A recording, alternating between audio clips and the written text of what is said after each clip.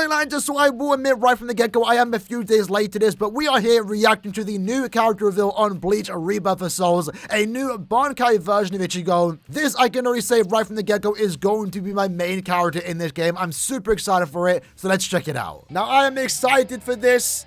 I've been excited for every character thus far, but this very well might be my go-to main on a Rebirth of Souls. A Bankai Ichigo that can activate a Visored Mask and also transform into Full Hollow.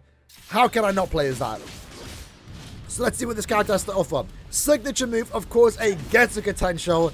That's going to be really sick to see in what do you call it, in his Visored Mask. New spiritual pressure move. I didn't actually even get to read what I had to say. And then now, where the Visored. Now, you know what, Dub goes hard, even on Visored. Johnny does not miss. Ichigo isn't missing too. He's hitting the Getsugas. And then, of course, let's see the reawakening. Full Hollow Ichigo. Do we see him do this? Oh, he's doing the Zero downwards?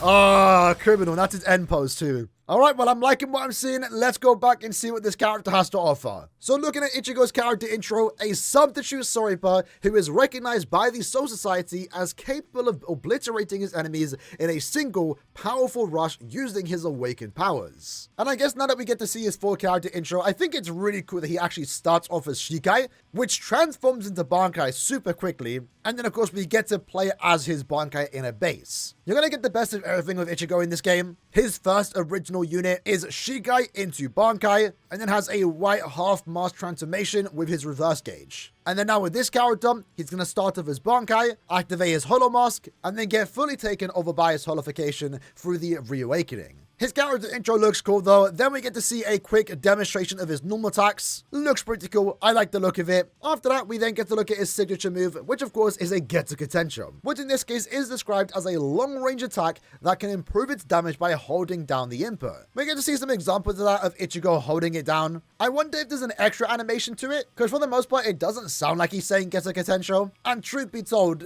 maybe I'm nitpicking it. It doesn't even seem like a Getsuga Tensho if the name wasn't there, so maybe we don't get to see it fully charged. And maybe when fully charged, it does let off an even more powerful aura blast, and we actually get to hear Ichigo say Getsuga Tensho. I know he'll definitely do it in his Kikon move, but as far as his signature move does go, he doesn't actually say Getsuga Tensho. I guess jumping straight into his spiritual pressure move too? So we're just skipping over number 1? In Okyura's showcase, he actually didn't showcase his spiritual pressure move 2, and only showcased number 1, so kind of weird why they're doing that. Actually, I have no idea why. We're missing a whole part of the character's kit, and I kind of get the point they want to show the reawakening and they only have a minute to showcase the characters, but I don't know, I wouldn't miss the character gameplay if we're missing half of the character's kit. But spiritual pressure move 2 is Getsuga Aura.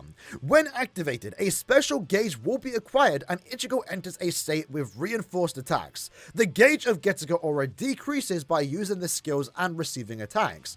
So I would wish we saw more of that. That seems interesting though, I do like the idea of it. We saw early this month that Toshiro has a very unique gauge, and it seems like Ichigo only gets that once he does activate his spiritual pressure move too. And from the sound of it, it kind of seems the opposite of what Toshiro offers. Toshiro is going to be building up his gauge as he does attack. But in Ichigo's case, it's the opposite, where the more attacks he does use, more specifically his skills, it's going to decrease the gauge. I like the idea of it though. It seems unique to Ichigo, and it's something that we've never seen before, so this character's already seeming interesting enough, and might offer different gameplay when compared to the other characters in the roster. In terms of a visual standpoint though, it seems like when the gauge is activated, you start to get a red aura trailing behind your Zanpakuto. Just more so to indicate to yourself and also the opponent that you are in this activated state. And it definitely does make his attacks look a tad bit flashier, so I like the looks of it. We then get to see Ichigo put on his Visored Mask, which in this case serves as his awakening, and as stated here, Ichigo activates his Holification, increasing his overall performance. The amount of spiritual power acquired slightly increases,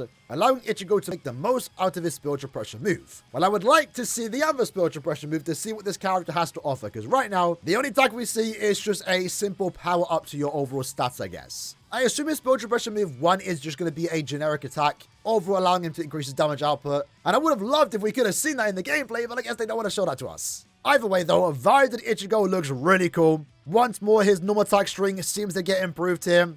as the final hit seems to teleport him behind Okura and does like a little Getter potential once more. I like the look of it though. We then get to see some of his Keycon moves, in particular the bottom one over here potentially resembles the Getter potential he does in the filler arc against Oka, which is really well animated. If they use that as a reference for one of his Keycon moves, that's going to be really cool. His reawakening is going to be full holification, which again, even though now we have our third character of reawakening, the other character being Okura and also Uryu, we still have no idea what reawakening even does, what benefits does it give the character, how do we even activate reawakening. I assume they'll just be an extra gauge. I don't think it's just crazy how we don't really know much about this particular whole mechanic, right? We had a whole trailer dedicated to reawakenings a couple of days ago where we had our first look at Okura and also Ichigo, but we still don't really know how this whole system does work.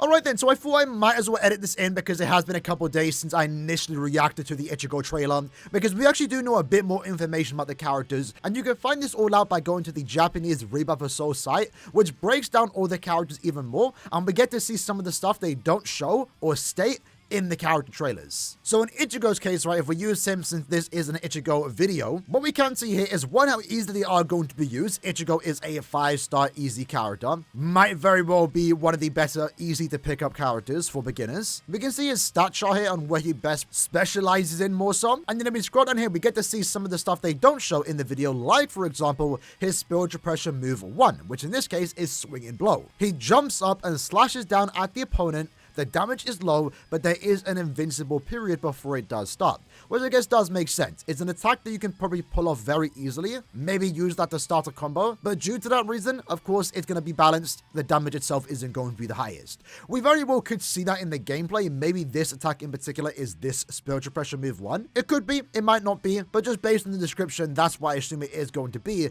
And then if we scroll down right here, we actually get to see how he has to reawaken. In this case, when the character's fighting spirit reaches its maximum, once you do awaken into your visored mask, once that potential gauge is full and then you die, you will then reawaken into full hollow Ichigo. So that's actually a really cool mechanic, and of course it makes perfect sense. Ichigo, when he activates full hollow, is at a moment where he's literally about to die. So having his death be the trigger to the reawakening is really cool, but also can be quite threatening for those that are going up against Visored Ichigo. Because once he activates his Visored Mask, you kind of want to end that game as fast as possible. Otherwise, he's pretty much guaranteed to get a free awakening. In the case for Okura, we actually get to see a spiritual pressure move 2, which of course they don't show in the initial gameplay showcase. This attack is called Void Flash, and by consuming spiritual power and spirit particles, it can release a powerful hollow flash. It is an enhanced version of his unique technique, so it's a Sero basically, and can be used the exact same way, but it can also be used in succession from the unique technique to produce higher combo damage. So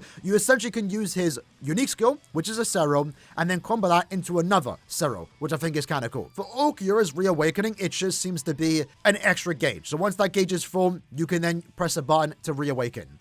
It's not as cool as Ichigo's, where he has to die, so the opponent has to force it out of you. But Okura's just seems to be a standard second bar you have to fill up. Once you fill it up, you can awaken when you want to. But from the looks of it though, Ichigo's final attack, potentially his finishing move here, is going to be a point-blank Sero right on the opponent. I kind of like the idea of it. Obviously, it's an attack that he does to Okura himself, and it's kind of funny seeing that in-game. And then we get to see his outro cinematic, and I guess that's something to talk about. It's going to seem like maybe every character has different animations for that outro, depending on the state that they won the game in. Because obviously, to get this animation to play when you beat your opponent, it's when you activate Full Hollow. So I'm kind of curious to see what his Visored and base Bankai is going to like when you actually win the game. Would you even want to win a game without transforming? Probably not, but it'd be cool if it does have a different animation.